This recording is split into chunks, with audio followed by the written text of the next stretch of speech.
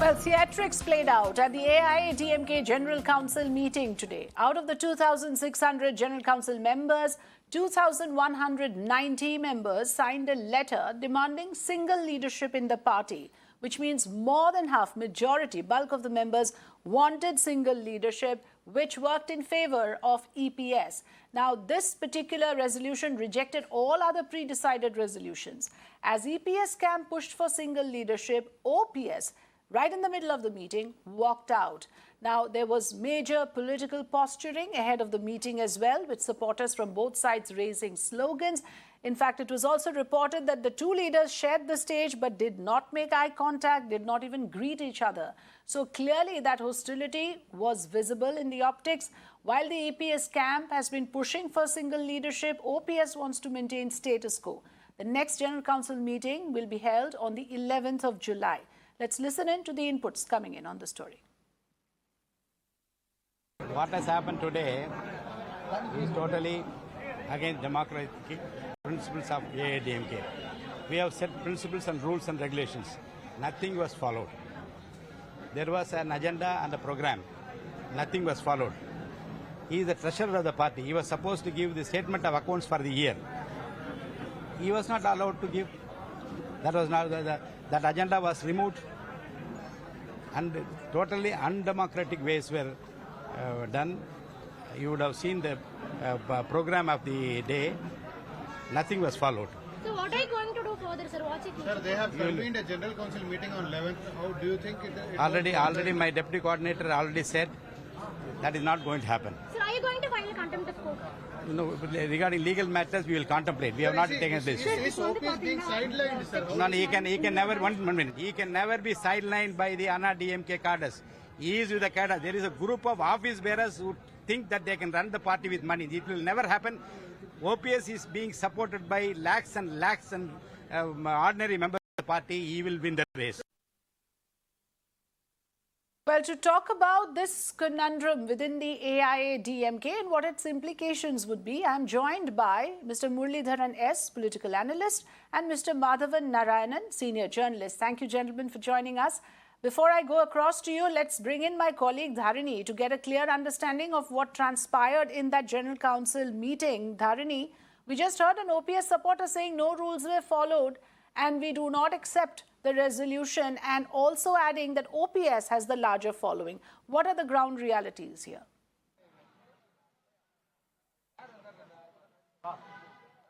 Well, when OPS was trying to leave the spot, when he left the spot halfway, we are, hearing that bottles and papers were thrown at him by EPS supporters. So these are some serious allegations that we're hearing from the OPS camp, and they are telling that no rule was followed at today's General Council meeting. They are telling that what happened today was totally undemocratic and unlawful, and they are alleging that the EPS camp, did not follow any, party laws. So these are the allegations that we are looking at from the OPS camp. Meanwhile, the EPS camp, they're very stern about bringing a resolution for single leadership. In fact, as you already know, the General Council has been postponed to July 11, and the EPS camp, they are planning to bring a resolution for single leadership at that time. And since EPS is enjoying majority support within the party, as we already know, like most of the district secretaries and General Council members, they are backing EPS. So if at all, if a resolution is being brought up at the July 11 General Council meeting for single leadership, it's very likely to succeed. So we'll have to wait and see what's going to happen. Yes. Meanwhile, the latest update in this case is that the OPS camp is going to go to Delhi tonight. So although it is said that it's about presidential elections, we're also hearing that the OPS camp is trying to approach the election commission too. So we'll have to wait and see what's going to happen in Delhi tomorrow. So the latest information is that Panneerselvam, along with his son Ravindranath, Manoj Panna and several other supporters, they're going to go to Delhi by 9 p.m. flight from Chennai. Okay, that's interesting. And there might be something that we could read between the lines there. OPS dashing to Delhi. Mr. Narayanan, I want to begin with you. I want to ask you now, the fact is, it seems more or less that the leadership question is settled in favor of EPS. What options does OPS have now in all of this? Well, let me look at this, Afrida, in a slightly different light. Let me compare it, let's say, with the British politics, where you have the Labour Party and the Conservative Party having leadership elections in which there's a lot of noise, a lot of dissent, and then the party sticks together, although it changes the leader. Now, I would be very surprised because I haven't seen anything like this in Indian politics for a long time, because either everything is dynastic or, the party splits. So you could, as of today, say congratulations to the ADMK for actually behaving in some semblance of a way like a regular internally democratic party. But then I would be saying it too soon, because everything seems clear to me that the party is heading for a split. Therefore, Okay. but the fact that OPS was present at the meeting is very significant, because he was very clear that he was not going to win today, because the General Council has an overwhelming majority, as well as the district secretaries. Everybody is supporting EPS in a significant majority. So the real question is, why is OPS doing what he's doing? And as your correspondent, Because he does appear to be a sore loser then, if what you're saying is correct. That there's a laid down procedure and that was followed, and EPS emerges as the chosen one, and you choose to walk out, just, choosing to dodge and deny all of it and dismiss it all. Now, this is where you have to look at the nuances of the game. Okay.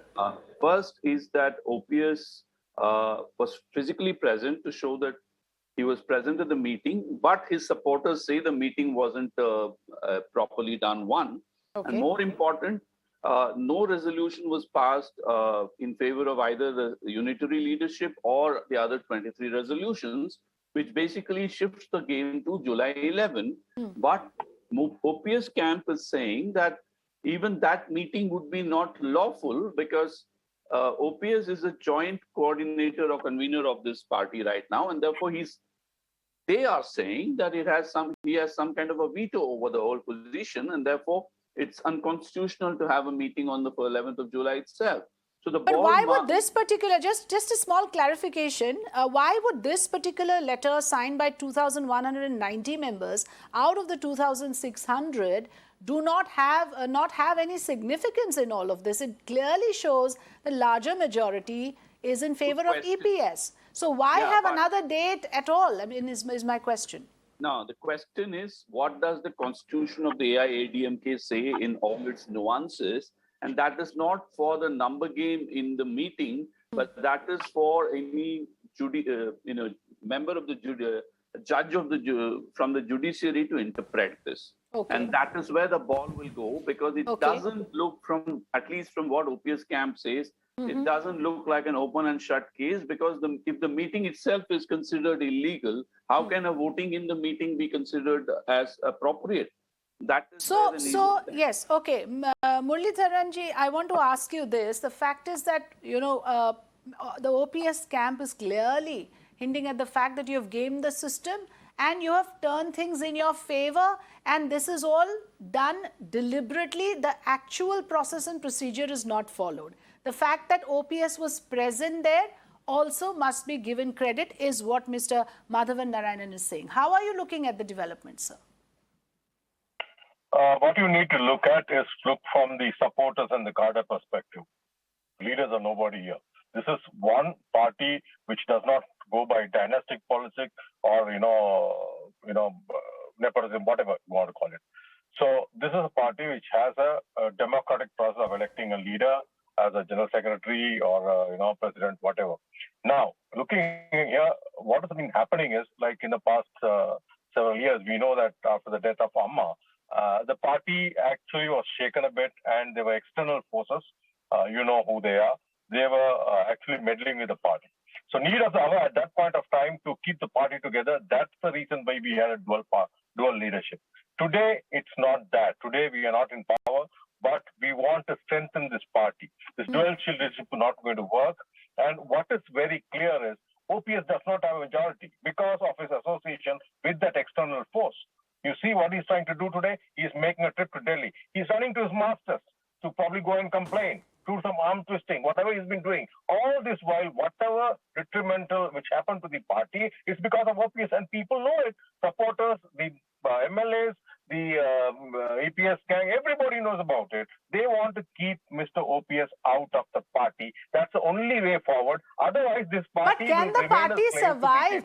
Will it work in the interest of the party, Mr. Muralidharan, if there is another split? already you have a Sasikala faction. The party has gone out of power. It could not, it is already facing a stiff, opponent in the form of DMK, and you want another split in the party. Who will it help? It's only going to mean more disaster for AIADMK. Not at all. If you look at the last assembly election, the difference of vote share between the two parties, DMK and ADMK, it was only 3 to 5%. Now, what you need to understand, the only reason ADMK made was going ahead with BJP. That's where we lost all the minority votes. If it was stuck together, saying that no to BJP, probably EPS would have been ruling till now. So that's the difference. So there's no split in the party. People know who should be the leader. If OPS was there, it was incidental. Are you telling me that him. OPS does not have any clout? So if he breaks away, that will not be considered any split? Is that possible? No. That the party will be intact without a leader like OPS in it, who if he decides to break away? He doesn't even have 10% of the people support. Even if he breaks away, where can he that go? is subject. That is a matter of opinion, isn't it? Would Mr. Narayanan agree that he only have 5 to 10% support in the party, sir? Afrida, I think it's time for us to look at the party and not whether they're going to win the next elections. Because from what I understand, Mr. Muralidharan is a political analyst, but he's as good as a spokesperson for the EPS camp. Now, the point is that it's important to understand who will actually control the symbol of the two leaves, which is very, very important for electoral purposes. And that is where the significance of OPS's visit to Delhi comes in. If he approaches the election commission or a judiciary, that is one important factor, because that means that whoever controls the symbol may end up winning loyalties. But as we just discussed, Shiv Sena, loyalties can be very fickle, where people might change sides the moment they know who controls the symbol. Or if there is a split in the party, please understand there is a Sasikala factor, and because it's important to understand some of the caste dynamics and the regional dynamics in Tamil Nadu to understand this. Mr. Panneerselvam or OPS is from the south, from the favour community, which is where Sasikala also has a base. And they also have a higher Hindutva leaning than the EPS camp. And although today the local Tamil Nadu president of the BJP, Annamalai, met the EPS to seek support for Draupadi Murmu in the presidential elections, if it comes to the crunch, the BJP might like to have a upper hand for OPS. Yes, in fact, let me tell you, Mr. Siti Ravi apparently met both leaders today. So that plan is already activated. And we now hear, like my colleague said, exactly. OPS has dashed to Delhi. So is it a possibility, Mr. Muralidharan, that you will have BJP mounting itself on the shoulders of OPS? Then you've created another monster, you've created another opponent in the entire political landscape of Tamil Nadu, and BJP wants a toe in. Not at all. I'll tell you what's happening now. People will realize who the real traitor in the party is. That's what's going to happen to Mr. OPS. He's always known that he's the one who's always is, colluding with BJP and trying to break the party here. If at all he has to break away from the party, where can he go? Can he go and join Sasikala? Sasikala is nobody anymore. He'll probably have to go and join BJP. Once he joins BJP, end of it. His fate is sealed. Probably that's what EPS wants right now. Let him go wherever he wants to go. But the party has to be strengthened. What you need to understand is the people are with the party. The supporters are with the party. They want to see this party prosper, not break into pieces. And they think Edapadi is a fantastic leader compared to OPS. That's where the direction is. You look at Maitrey, and who's been an ardent OPS fan, he has come this side. You take at Mafa Pandirajan, he has come this side. Nobody is with OPS today, except for his own, few chamchas. There's nobody with him. He's nobody in the party anymore.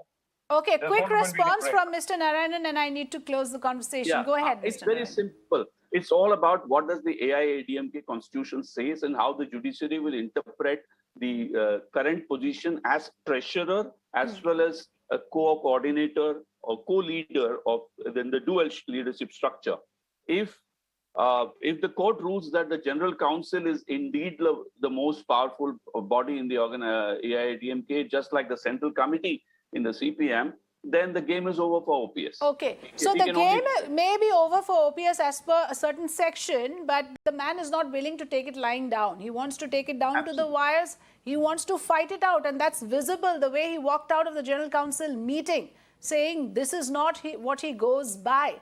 And clearly, the opinion is divided at the moment on whether the party will split, whether that will hurt the AIADMK if that happens. Very quickly, sir. One point. Afrida, Mr. Narayan was talking about the caste system. Mr. OPS belongs to the Favour community. There's a huge Favour community in Tamil Nadu. I belong to the Favour community. I support EPS for the simple reason, we need to keep the party together, not the individuals. As simple as that. The party should be above individual ambition, but that's a very utopian idea. It never happens. People have ambitions and they always want them accommodated. Thank you very much for joining us, Muralidharanji and Mr. Madhavan Narayananji. Thank you for joining us. Well, with that, let's take a short break here. News and updates continue. On the other side, stay with us.